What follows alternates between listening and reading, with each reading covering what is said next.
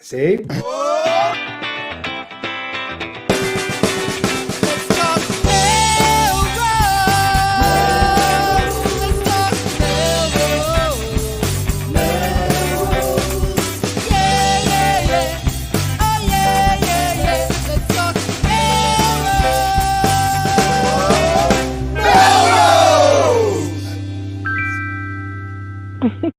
Good evening, Melrosians around the world. I'm Tom Catalini. I'm Sam Hammer. And I'm Tom Shampoo. And this is Let's Talk Melrose, a show where Melrosians talk to Melrosians about Melrose. And thank goodness we're back. There's so much to talk about, and I am just uber excited about our special guest today. I think we've already got the word out, right? Julie Nolan is with us, so in a little bit we're going to be talking to her. Yes, that's going to be Looking fun. forward to that. It'll be exciting. I've seen her around. She's everywhere, but yet now tonight she's here, and I have a lot of questions about her personal life. and now she's nowhere. Now she's cornered by Sam. Yeah. She's forced to answer questions that Sam's going to ask her. Oh my gosh! But Excellent. I have to also add a happy birthday to our topic. I hope you're not. I hope you're out celebrating. I hear it's a big 5-0. So we have to get you on the show soon to really celebrate. Well, this would be the perfect way to celebrate. Gather the friends and family around the fire and fire up some live local talk show.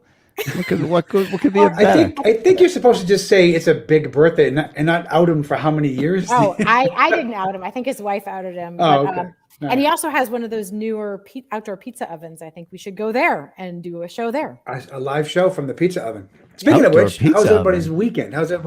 Because we had a great takeout experience with Wooden Fire. I love Wooden Fire pizza.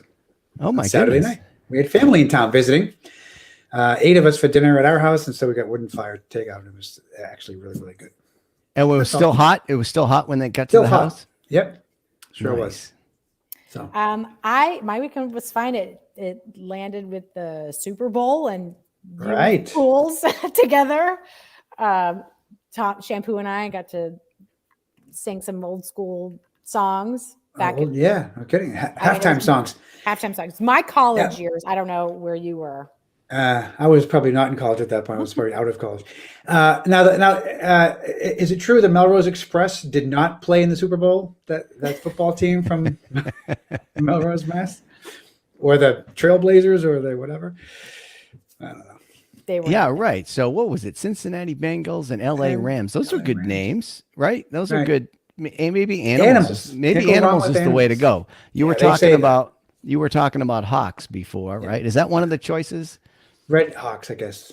Oh, Red Hawk. Yeah, okay. It's actually Red Tail Hawk, but they can call them Red Hawks or just Hawks. Too many syllables. too many things. Go you red-tailed hawks, you. That's too many syllables. It's got to be. Yeah. It's a color. If you care a lot, there's a school committee hearing again on Thursday, the 17th at 6 p.m. Watch live on MTV or head down to the City Hall chamber and grab a chair while you can and talk about the mascot. I also wanted to point out that it occurred to me, not in time for last week's show, but after the fact, that if it's red and white, which is one of the options, then I'm sure people will start calling the team the red, white, and rose team, which I think is really not a good idea for the high school kids. You can't have red and white. It doesn't work. I just don't see it. What do you mean? We've had red and white forever. Not as a name. I'm saying it's colors. The name of the colors, yes, but I have no issue with the colors. I love the colors. Naming They're after great. the colors is kind of a cop out. That's like kind of not having a name at all. Right. Yeah. But plus, it's two wine. It's two wine colors. It's not. Well, not to be too whiny, but speaking of, there is a new director of social emotional learning that's been hired. Oh, Sam, you went right into the news. I didn't even play the little thing. You can't do that. We don't just roll into it. This show has structure. You can't just start blurting out news right in the banter section of the show. That's crazy. Jen McClare leave for a couple of weeks, and all of a sudden everything falls apart, man. Well, that's true. That is true. All right, so we better get to it.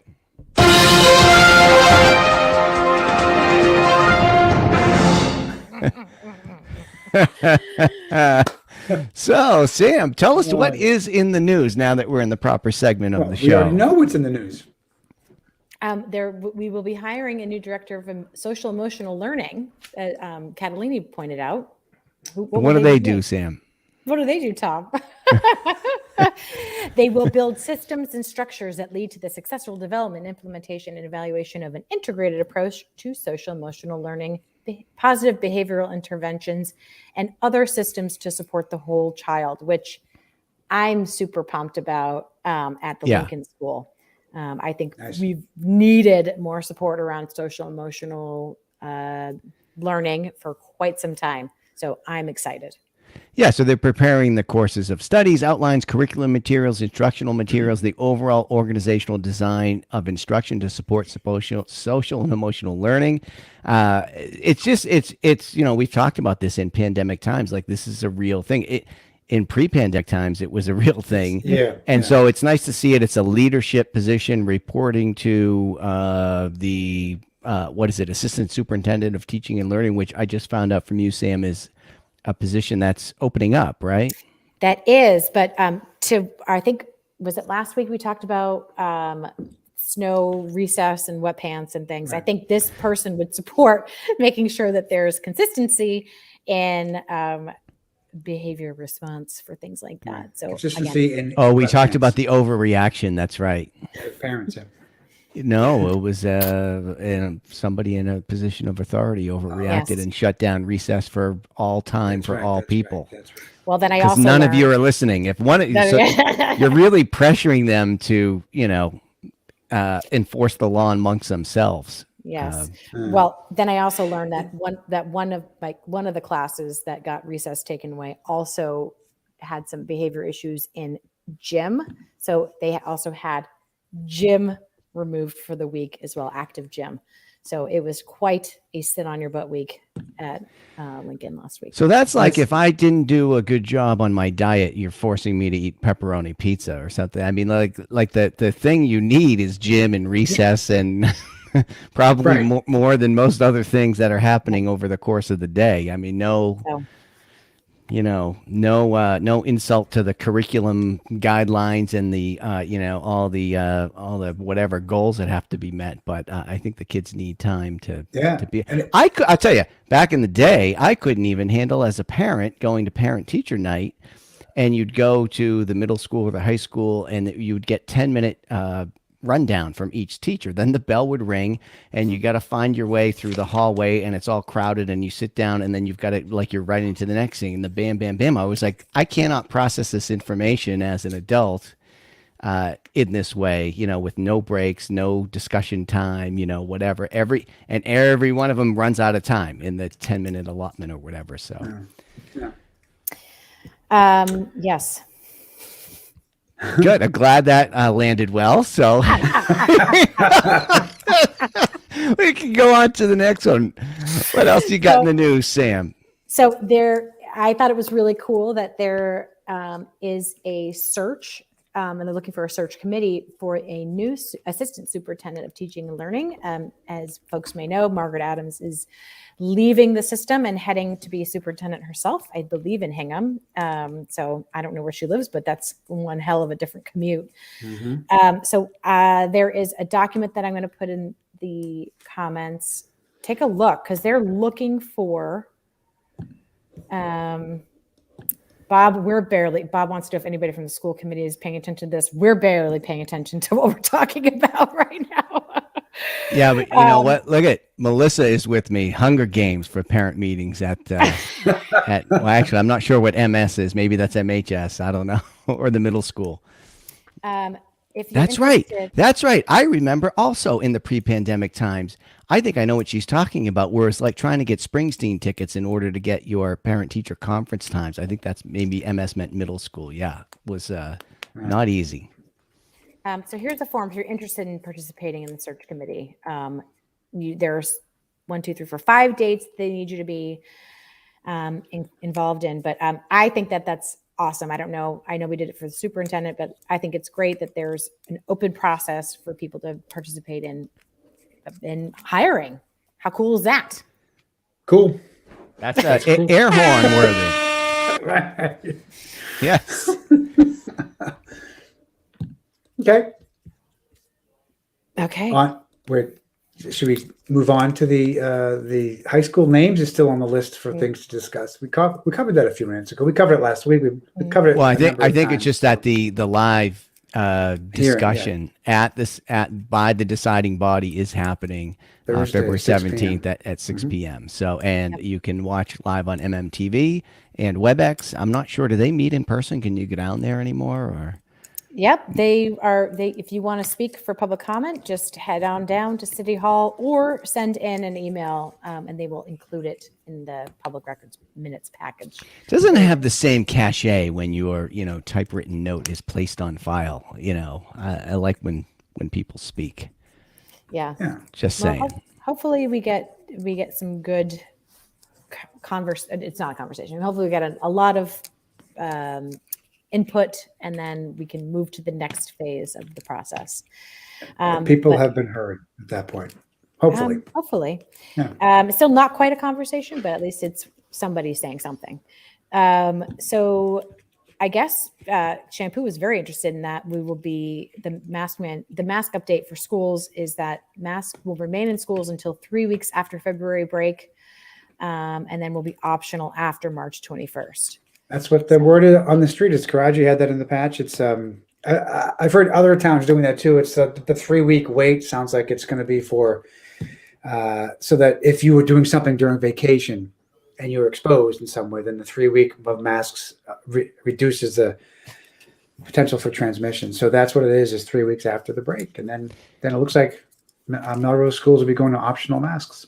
Well, you know what? You're also getting to the time of year where you can crack a window. You know what I mean? Right. You're getting deep into March at that point. If I'm reading this, I'm looking at the Trivia B date.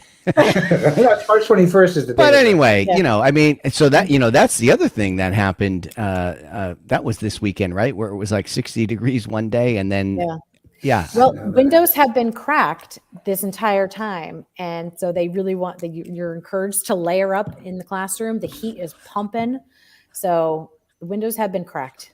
They've been open this whole time. But I'm super curious to see how our dental hygiene changes once the masks come off.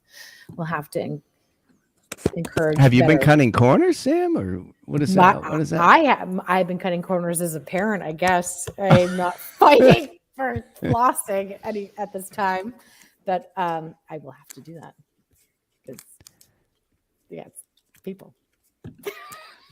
People. All right. All right. Who knows about this community reads? Who's going to fill us in on that? All right. I'll do that real fast. And then we should do the trivia bee. So community reads is coming up. The Melrose Reads program in partnership with the public library and the schools and the Ed Foundation's involved, and maybe even the Human Rights Commission, to launch a community-wide book read. The book is American Like Me, Reflections of Life Between Cultures by America Ferrera. It's a collection of short personal narratives written by people in the public arena. And then everyone reads this book, and then they'll have activities throughout the community afterwards about the book, and things like listening events and discussion sessions, storytelling, musical showcases, etc. So is this for schools, or who's this aimed at? Everyone. The people of Melrose. People of Melrose. Wow, nice. So we should pick up this book. Anybody who's going to buy it for us? So, my system, you read the first chapter and the last chapter, and then you just imagine all the parts in between. That's how we got through the planning board document on the housing plan document. This is probably worth going through from beginning to end, but it's interesting. It's like every chapter is of a different person's life, so you can kind of move around or. Maybe we should take this on. This would be this is a forum for discussion, by the way, well, they're booked to come on the show in a few weeks, so we better read quickly. All right, let's do it. All right, let's do it. We're committed. Okay. I'm going to go to the Melrose Public Library right now and put that on reserve. Ah, crap. I'm going to do it right now while we're talking. I know you're better at multitasking than I am. Okay, are you going to do the trivia bee, and then we got to get to our guests. Yeah, Get this thing moving. I wanted to open the trivia bee piece by posing a trivia question to either of you. Okay, Sam will answer. I've got options if you need help with options. Who was Melrose's first mayor on January 1st, 1900, after incorporating as a city? Oh, I have options for you if you want 3 options. So let's do the. I read about this because I remember when it became a city, but I don't remember the mayor's name. First mayor. All right, I'll give you 3 choices: Levi Gould, Horace Mann, Ebenezer Broder. Yeah, well, it's Levi Gould. Levi Gould, it is. Yes. Congratulations. Yes. Yeah, I couldn't have got it cold, but I remember reading about that. Yeah, that's great. Right. Congratulations to me. Hang on. There you go. You should play in the trivia bee.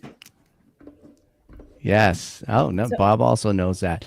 All right, so we're going to bring our guest on now. Is it time? Or no, we haven't even talked about the trivia bee. Okay, sorry. Go ahead. I was so What's going on today? So flush with my win there and my own Melrose knowledge that I lost track of time. Sorry.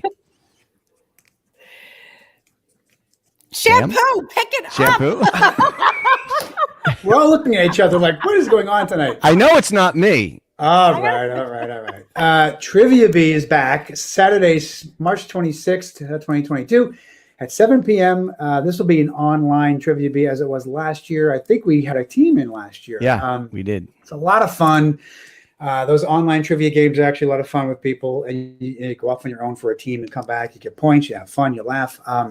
So again, that's going to be Saturday, March 26th. You can go to thebridgemelrose.org to register a team. This year they're adding up to 6 people to field a team. So if you have a group of 6, put them together, have a team, and go have fun. There you go. So are we? I have to ask now that we're live. Are we committing to being on the bee? Oh, that means I don't know what I'm doing that day, but I'll tell you what I remember from last year is they asked some kind of question and then they put you into a room and I just sit there and go, I don't know. And everybody just goes, I don't know. And then the time's up and you have to say something. That's high pressure situation. It is a high pressure situation. Times 6, if it's 6 of you all doing the same thing. So anyway, March 26th, make some plans. It's a lot of fun. All right. I think we're gonna commit to a team. We got to find 2 more, but minor and 1 more than that. Maybe. You know who else can help us?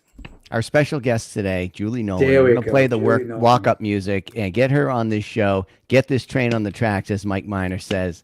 So, Julie.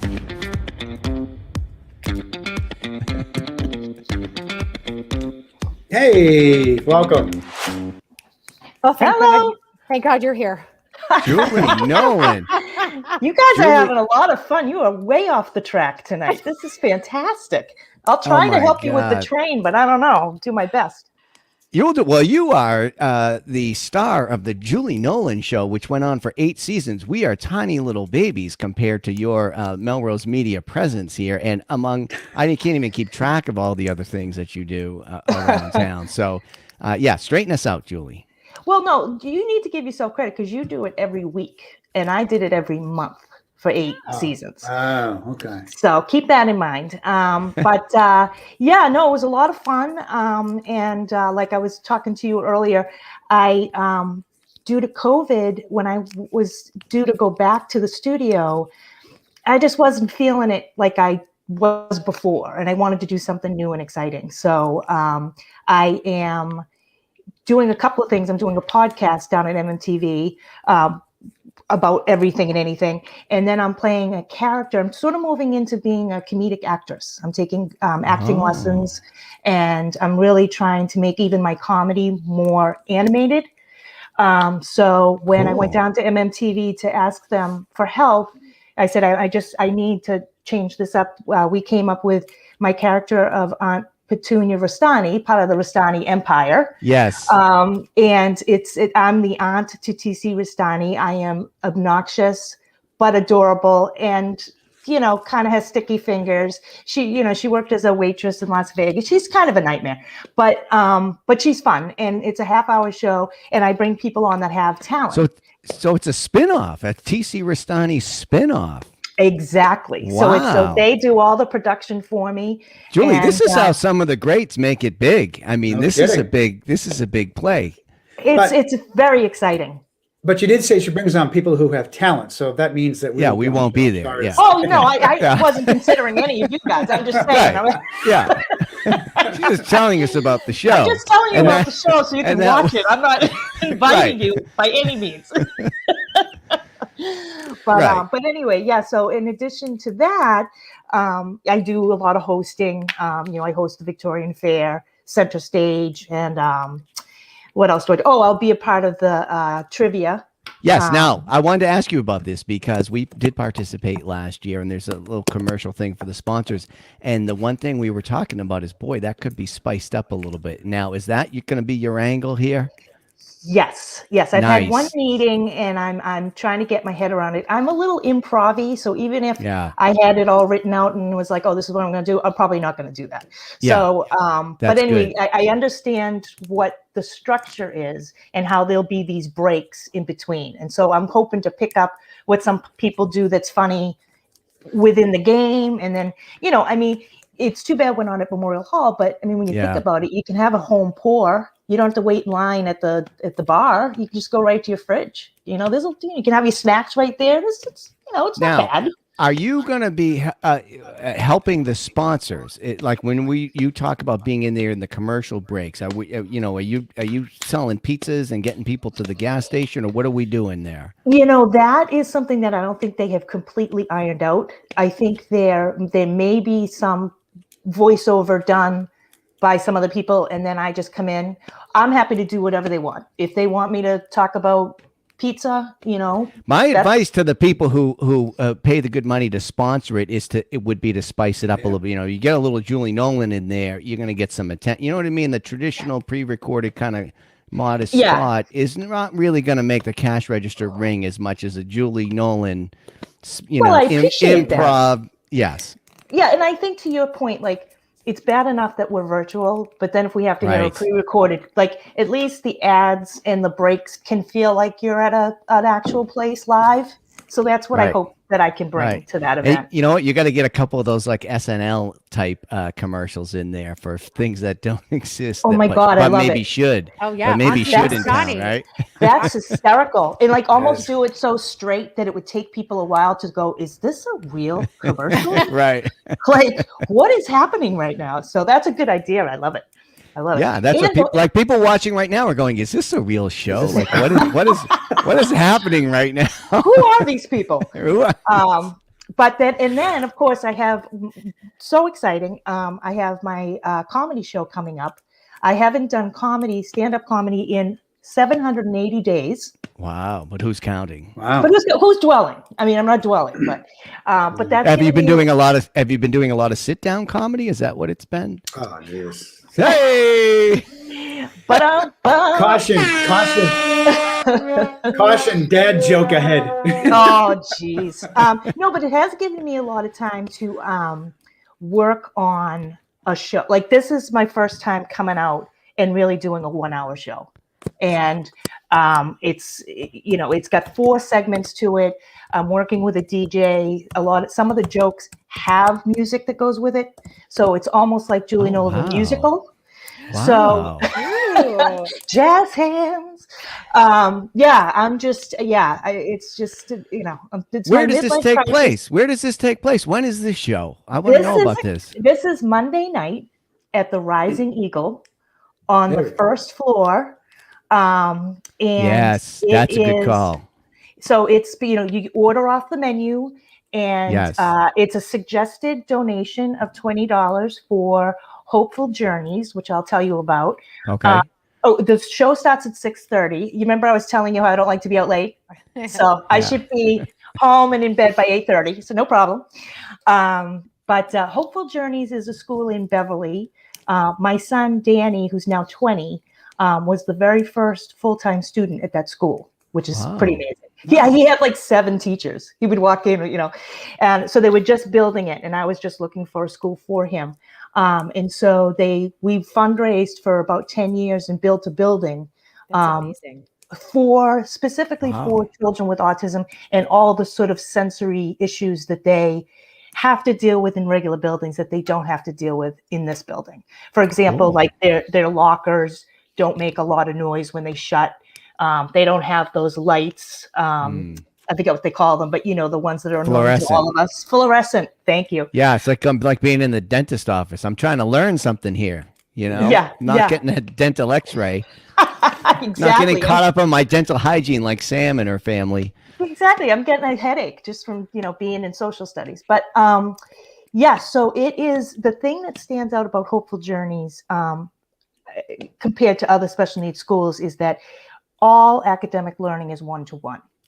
So your child's getting and going as far as they can go under the umbrella of compared to themselves. Where were they last year? Where are they next year? And it's just been such a blessing in my family. And they do things like they will help you with anything. Like I wanted to get my son to a point where he could sit at a restaurant with all of us. And that was really hard for him. Like if he'd see French fries at somebody else's table, like those are mine, right? Like I can have. But anyway, long story short is they did a program for him on Friday afternoons, a teacher, and he would go to Stearns and Hill. And the teacher, I would pay for it. The teacher would get a cup of coffee, and my son Danny learned to be seated, to wait for his French fries and his water, and understand that, no, we don't just get up and leave. We have to get the bill. And they did it for probably 12 weeks. Wow. But it worked. Wow. So when you have something, I mean, there's the everyday things that kids need to learn, right? And vocational things and all that stuff. But if you have a specific situation that's happening in your house and your child, that's like, you just call them up or you just write to them and you go, I'm dealing with this. And they just immediately start a program. And it's been great. Wonderful. Wow. That's wonderful. Yeah. How old is he now? So he's 20. And my other son is 22. They're both on the autism spectrum. My second son, Danny, goes to this school. My other son is higher functioning. He goes to Bunker Hill and he works at Melrose Daycare. But my life was 16 years straight of working with them, like getting them to therapies, and I've always wanted to be in entertainment my whole life. But when that started, you're married, you got the kids and you're running around, you're like, all right, well, we'll put that dream aside because that's, but then what happened was my kids got better.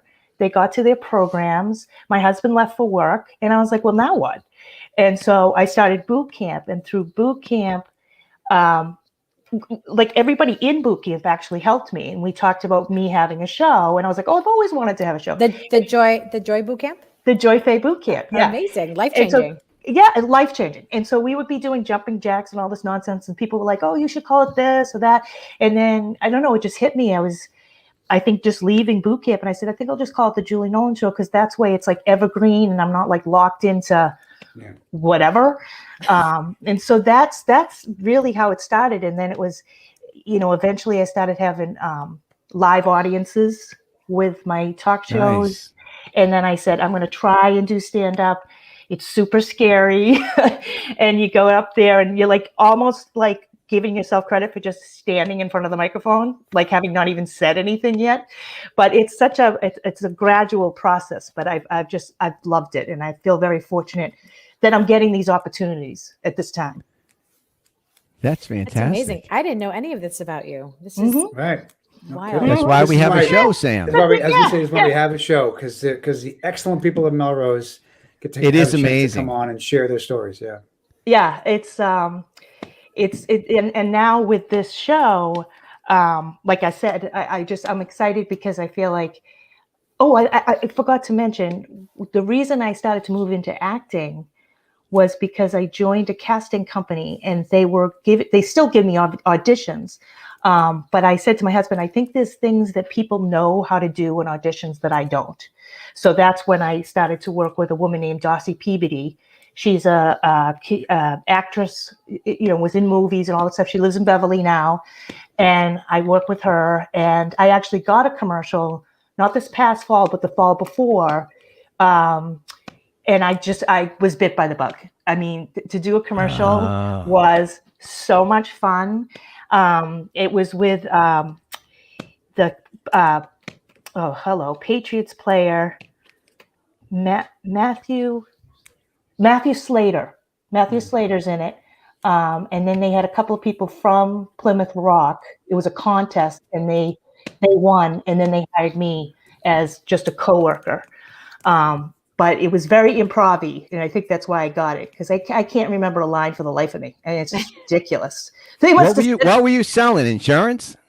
What they did was they made a parody commercial for, like, Tom Brady was leaving the Patriots after 20 years. Yeah. They did Tom Leahy from Plymouth Rock was leaving. Okay.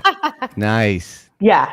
So anyway, so I'm just like putting all my feelers out and just like, whatever, I'm a middle-aged woman.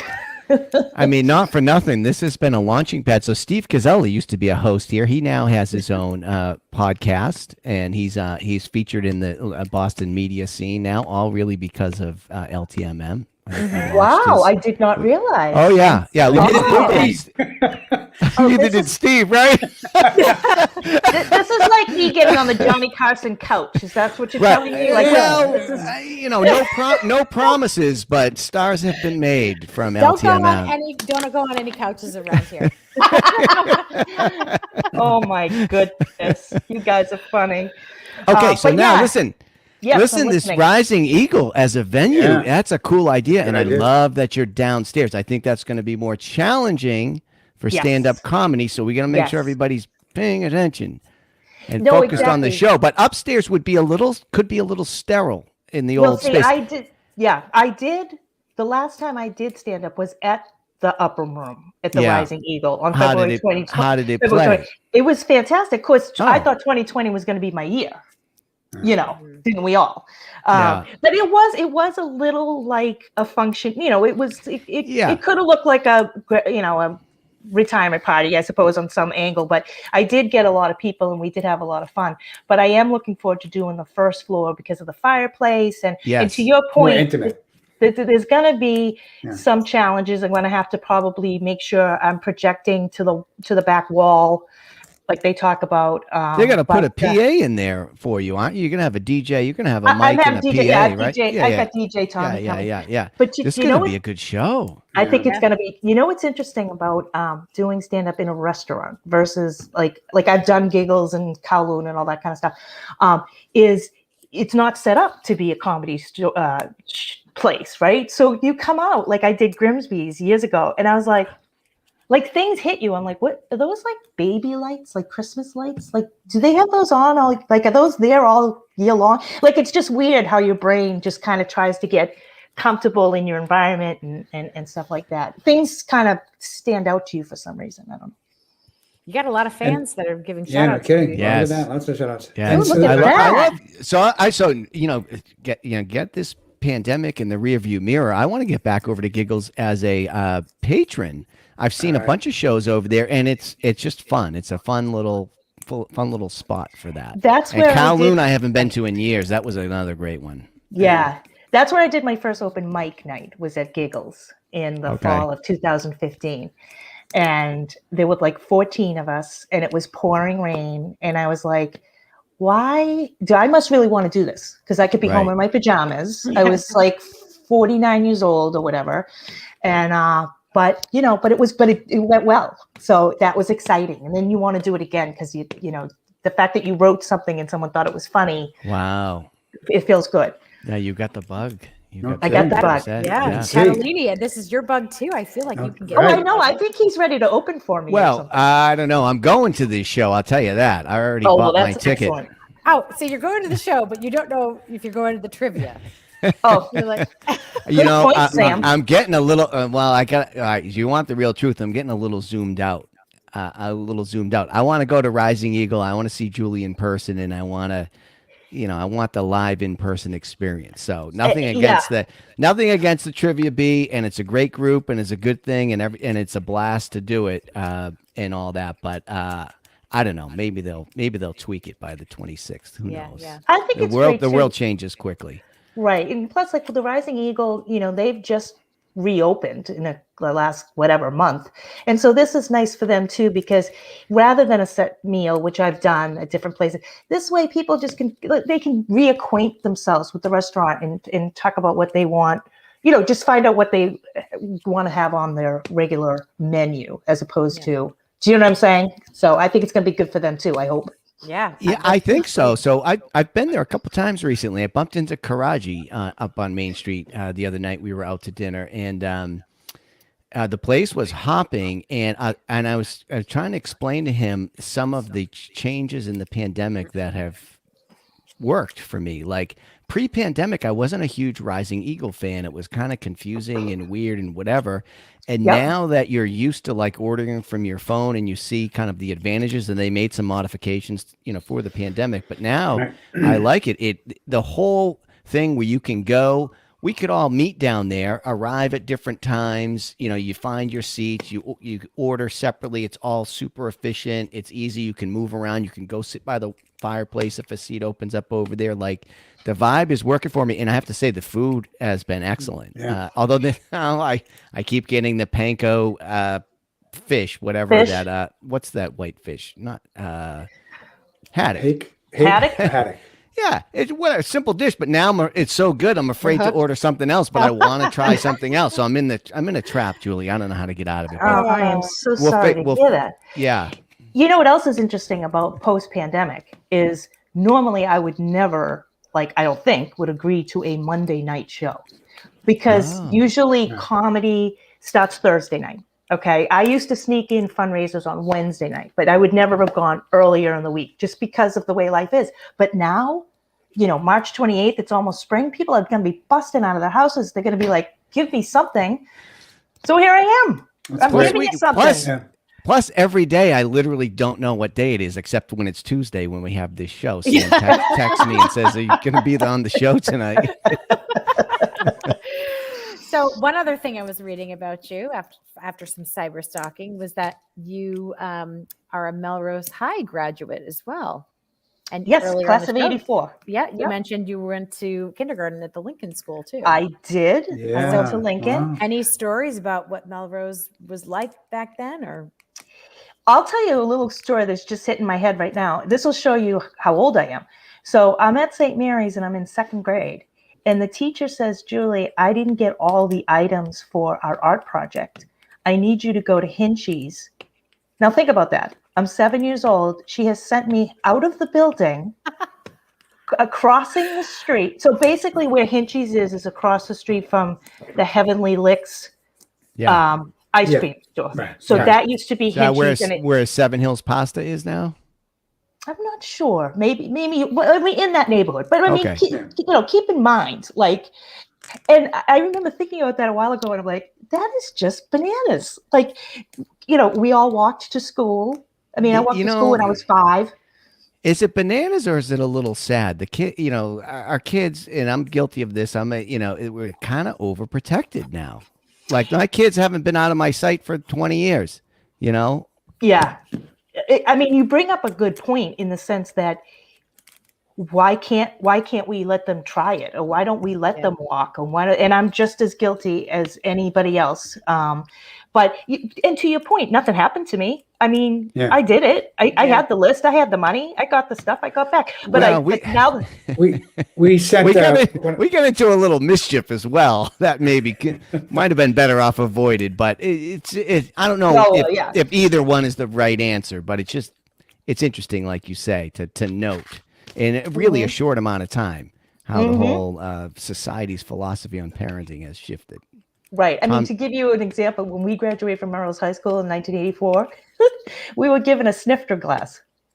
What? Yeah. Yeah. Like as a graduation present. Use it well, everybody. I think it was just something they had been doing for years, and they kind of forgot that you have to be 21. Alcohol inside of there, yeah. They didn't, but it was obviously intended for that. Isn't that funny?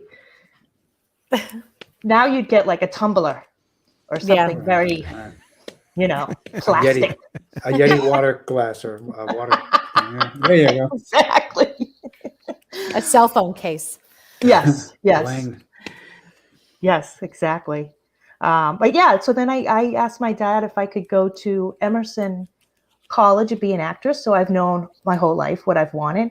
And my father, in his very Irish Catholic way, said, no, you will not do that. Okay, this was a good conversation. We really went deep. That was about as far as it went. No. Oh, So where'd you do? I went to Merrimack College, and I studied business. Hated it, but I was a marketing major. But I did find every elective that I could throughout the years: theater 1, theater 2, making a video, whatever it took.